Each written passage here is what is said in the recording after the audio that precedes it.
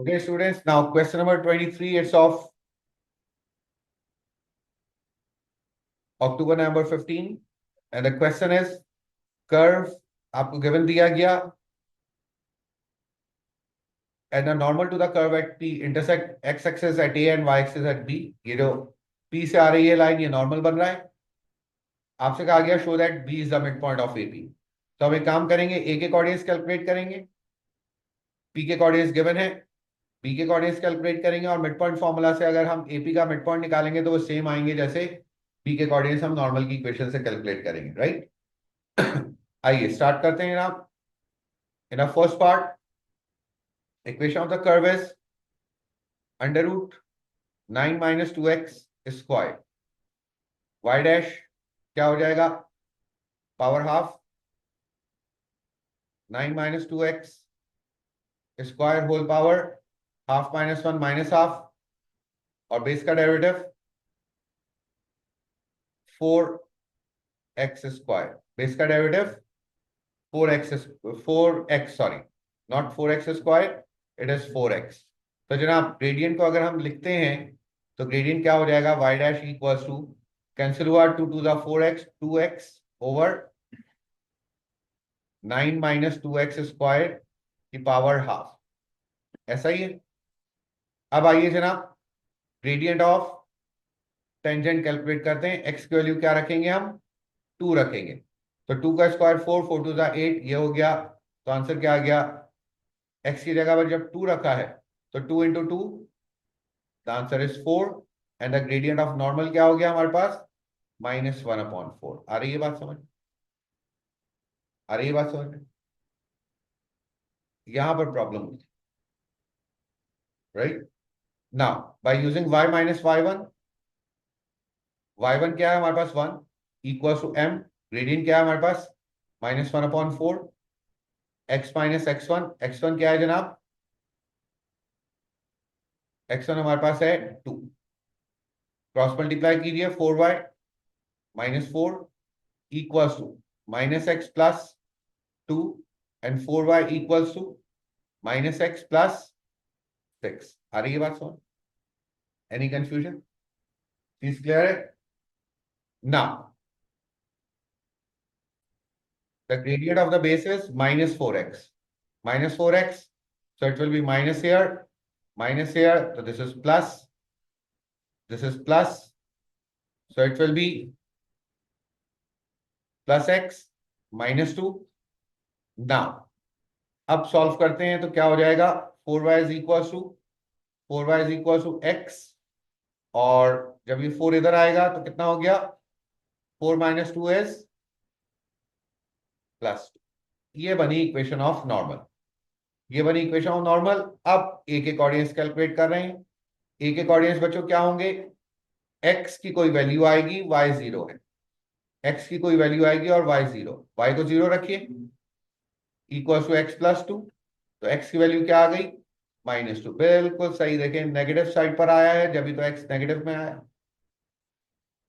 जब भी तो x नेगेटिव में आया, राइट. p के कोऑर्डिनेट्स मौजूद हैं, b के कोऑर्डिनेट्स अब हम कैलकुलेट कर रहे हैं. b के कोऑर्डिनेट्स के लिए अब क्या करेंगे, x 0 होगा और y कुछ होगा. x को 0 रखिए तो 4y इक्वल टू x की जगह 0 तो 2, तो y कितना हो गया, 1/2. तो जनाब b के कोऑर्डिनेट्स क्या बन गए, 0, 1/2. नाउ अब आइए, अब हम a के कोऑर्डिनेट क्या है हमारे पास, a के कोऑर्डिनेट आए -2, 0 और p के कोऑर्डिनेट्स क्या आए जनाब, 2, 1. अब हम कैलकुलेट कर रहे हैं mid point of AP.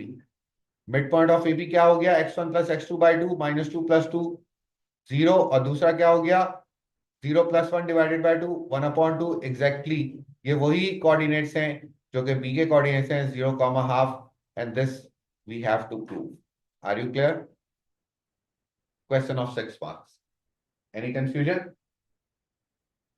Now next one, volume calculate करना है हमें. क्या करना है, वॉल्यूम कैलकुलेट करना है. Find showing all necessary working the exact volume obtained when the shaded region is rotated 360 about y axis. Previously हमने जो किया था वो क्या था, अबाउट एक्स एक्सिस, अब हमें करना है अबाउट वाई एक्सिस। तो किसके रिस्पेक्ट से इंटीग्रेट होगा? वाई के रिस्पेक्ट से इंटीग्रेट होगा, राइट। तो अब आप देखिए कर्व की इक्वेशन क्या है जनाब, सेकंड पार्ट सॉल्व कर रहे हैं। कर्व की इक्वेशन क्या है जनाब? y is equals to under root 9 minus 2x²। अगर मैं इसको इंटीग्रेट कर दूं तो dx with respect to x integrate करना होगा, लेकिन अब हमें with respect to y integrate करना है तो x को सब्जेक्ट बनाना होगा, स्क्वायरिंग बोथ द साइड। तो y² equals to 9 minus 2x², 2x² उधर गया, 2x² equals to 9 minus y²। तो x² क्या हो गया? 9 माइनस y² अपॉन 2। और x किसके इक्वल हो गया जनाब? x हो गया 9/2 माइनस y² अपॉन 2 की होल पावर हाफ। अब हमें वॉल्यूम कैलकुलेट करना है, अब हमें इसको इंटीग्रेट करना है, पाई से मल्टीप्लाई करवाया। इंटीग्रेट कहां से कहां तक करना है? विद रिस्पेक्ट टू y है तो हमें y के कोऑर्डिनेट्स चेक करना होंगे। सुनिएगा, y के कोऑर्डिनेट्स चेक करेंगे हम। ये वाला कोऑर्डिनेट क्या बना? 1। और ये वाला कोऑर्डिनेट क्या बना? अगर मैं कर्व की इक्वेशन में x को 0 रख दूं तो ये वाला कोऑर्डिनेट क्या बना? 3। तो हमें 1 से लेकर 3 तक इंटीग्रेट करना है। आ रही है बात समझ में? तो जनाब आइए 1 से लेकर 3 तक इंटीग्रेट करते हैं। 1 से लेकर 3 तक। और इसका हमें क्या करना होगा? स्क्वायर। इसका हमें क्या करना होगा? स्क्वायर। जब इसका स्क्वायर करेंगे तो ये क्या बन जाएगा? 9/2 minus y²/2 whole power half का स्क्वायर तो खत्म। विद रिस्पेक्ट टू y अब हम करेंगे इसको इंटीग्रेट जनाब। तो वॉल्यूम क्या आ गया? पाई 9/2 का इंटीग्रल 9/2 y, y² का इंटीग्रल क्या हो जाएगा? y³ upon 3, 3 2 6। लिमिट कहां से कहां तक? 1 से लेकर 3 तक। लिमिट अप्लाई करते हैं जनाब। पाई अपर लिमिट 3 रखेंगे यहां पर, तो 9 3 27 अपॉन 2 माइनस 27/6। अपर लिमिट हुई minus lower limit. Lower limit क्या है? 9/2 माइनस 1/6। ब्रैकेट सॉल्व कीजिए, जरा आंसर बताइए।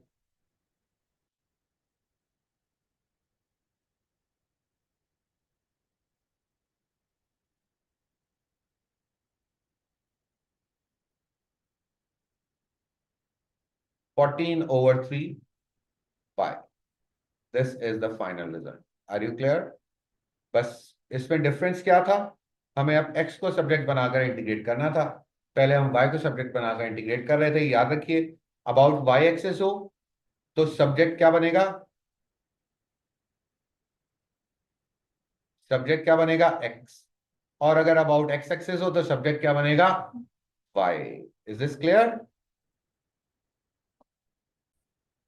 Okay, students, now question number 24. It's of October, November 15, paper 1-3. The function is defined by this. Find first derivative and second derivative. And hence verify that the function f has a minimum value when x is 0. करते हैं जनाब first part. fx दिया हुआ है आपको 2x plus x+1 whole power -2। Differentiate किया, f dash of x क्या हो गया? 2 -2 नीचे आया, x+1 होल पावर -3। और f double dash of x क्या हो गया? 2 का डेरिवेटिव 0, ये नीचे आया तो +6 x+1 होल पावर -4। आ रही है बात समझ? होल की पावर है, बेस का डेरिवेटिव साथ में लिखना होता है, लेकिन बेस का डेरिवेटिव क्या है? 1, तो वो हमने लिखा नहीं। अब आइए, hence verify that the function has a minimum value at x equal to 0। Minimum या मैक्सिमम वैल्यू कैसे निकलती है? फर्स्ट डेरिवेटिव को 0 से इक्वेट करवाने से। फर्स्ट डेरिवेटिव को 0 से इक्वेट करवा रहे हैं।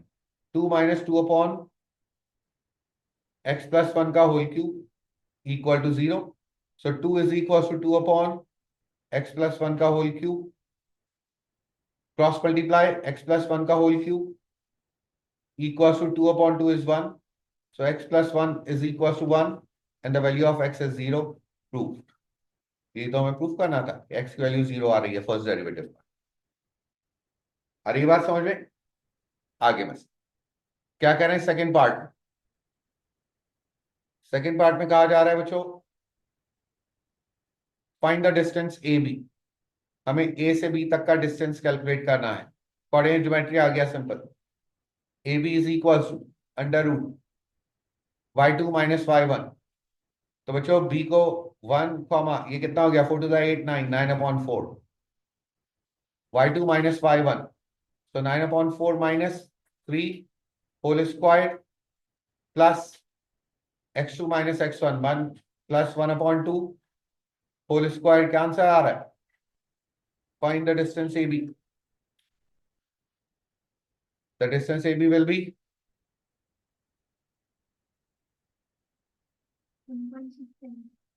और फ्रैक्शन में कुछ आ रहा है 1.67। 1.67 is the result. Now, after that, in the third part, find showing all necessary working the area of the shaded region. We have to calculate the area of the shaded region. कैसे करें बच्चों area of the shaded region? सुनिएगा, अगर मैं area ये वाला calculate कर लूं कंप्लीट, कहां से कहां तक? ए से बी तक। ये कंप्लीट एरिया कैलकुलेट अगर कर लिया जाए, ये वाला कोऑर्डिनेट क्या है -1/2, और ये वाला कोऑर्डिनेट क्या है 1। आप देखिए एक चीज, तो ये ट्रेपीजियम बनकर आ रहा है। क्या बनकर आ रहा है? अगर एरिया ऑफ ट्रेपीजियम कैलकुलेट कर लिया जाए तो ये कुछ एरिया एक्स्ट्रा आ जाएगा, ये एरिया एक्स्ट्रा आ जाएगा। फिर हम क्या करेंगे? Area under the curve subtract कर देंगे। तो जनाब अगर हम पहला area area of trapezium calculate करें, एरिया ऑफ ट्रेपीजियम का फॉर्मूला क्या होता है? Half sum of parallel sides. ये दो साइड, तो पहली साइड क्या है 3, दूसरी साइड क्या है 9/4 मल्टीप्लाई बाय हाइट। हाइट क्या होती है? जो दो पैरेलल साइड को मिलाए। तो हाइट क्या है 1 प्लस हाफ 3/2। जनाब यहां से जरा बताइए एरिया ऑफ ट्रेपीजियम क्या आया?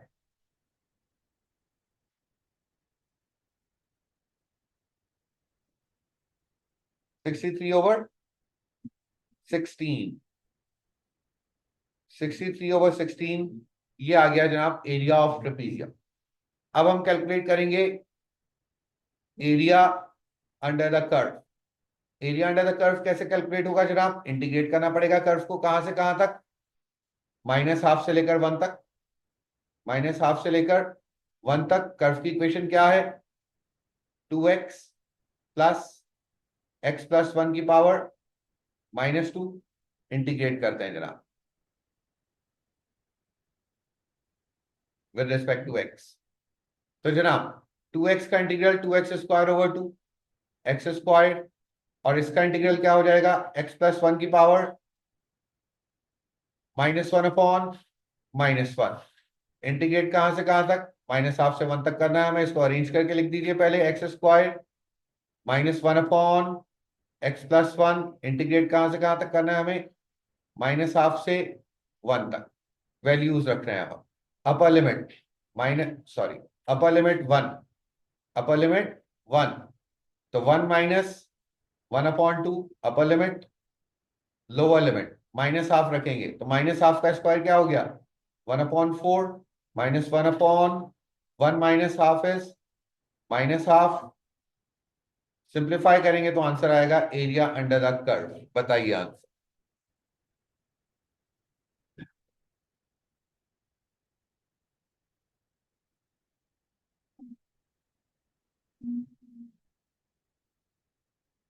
Half minus this one will be 1/4 plus 2, so it will be half minus 9/4।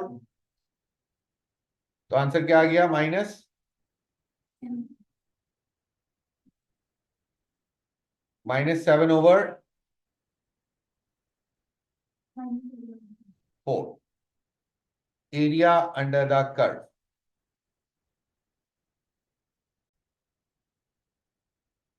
अच्छा students, here this is +1/2 this is plus half, तो दिस विल बी माइनस। अब जरा आंसर बताइए, what is the result? What is the result?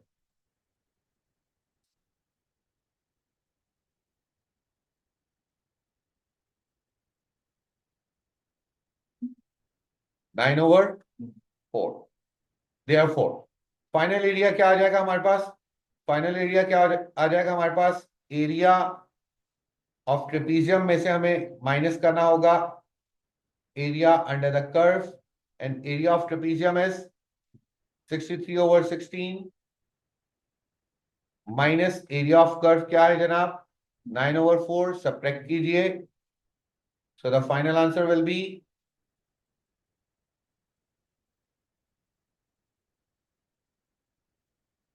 36/27/16।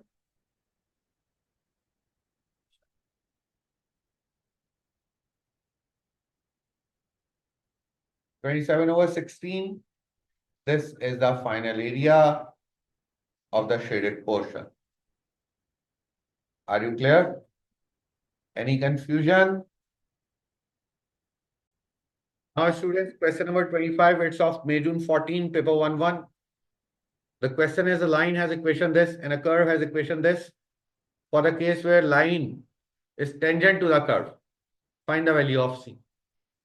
Line is tangent to the curve. So, Janab, in the first part, line is tangent to the curve. Tangent के लिए अगर हम curve को differentiate करते हैं तो y डैश क्या हो जाएगा? 8 विल बी 0 -2 और x स्क्वायर का डेरिवेटिव -2x, राइट?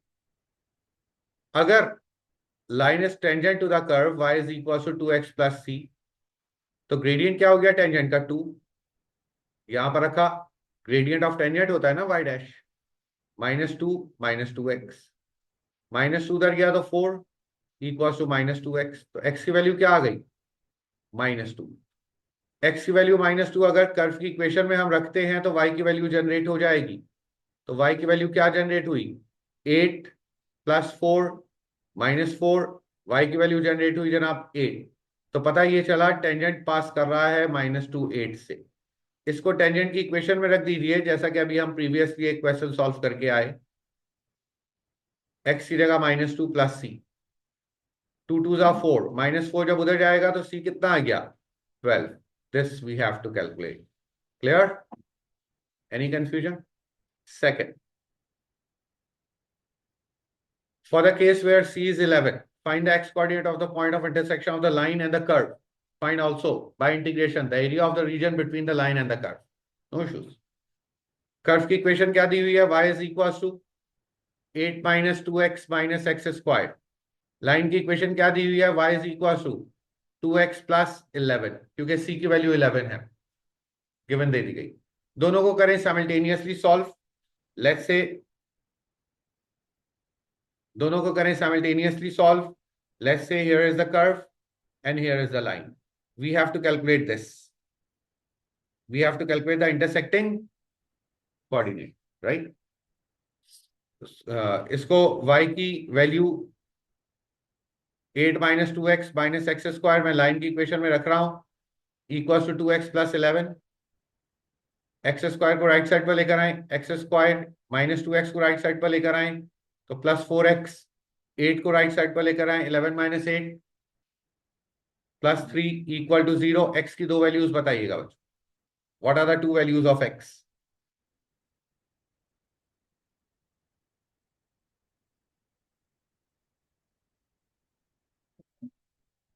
-1 एंड -3। जनाब अब आइए, एक वैल्यू हो गई -1, एक -3, तो ये हम कह रहे हैं -3 और ये क्या हो गई? -1। आपसे क्या कहा है? Find the x coordinate. X coordinates आ गए। अब हमें क्या करना है? The area of the region between the line and the curve. हमें ये रीजन कैलकुलेट करना है। ठीक हो गया? अब हम करेंगे area under the curve minus area under the line. Simple, right? तो A1 कैलकुलेट कर रहे हैं हम, कर्व की इक्वेशन को इंटीग्रेट कर रहे हैं कहां से कहां तक? -3 से -1 तक। कर्व की इक्वेशन क्या है? 8 - 2x एक्स स्क्वायर इंटीग्रेट कीजिए जरा, क्या हो गया 8x minus 2x² over 2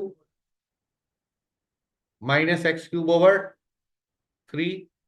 limit कहां से कहां तक, -3 से -1।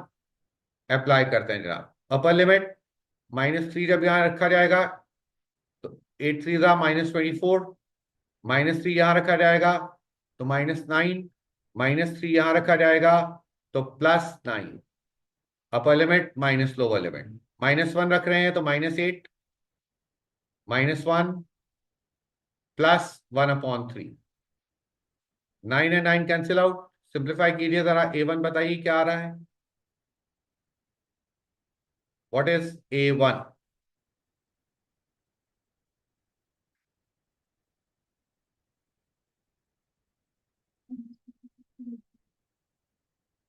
-24 हुआ और +9 -1/3, तो आंसर क्या आया?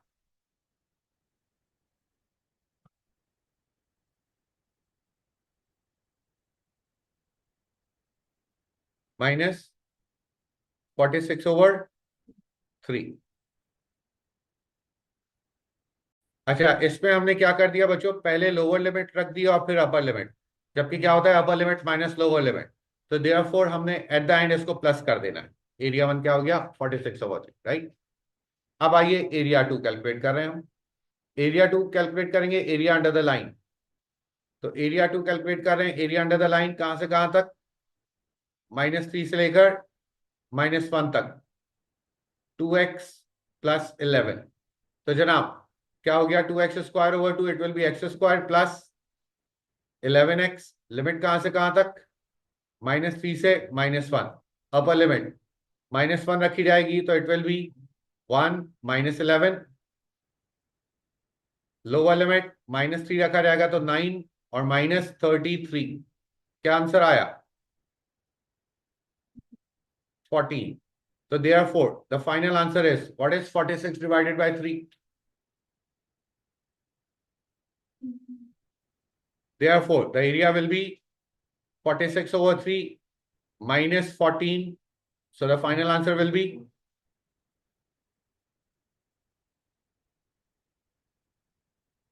4/3 is the final result.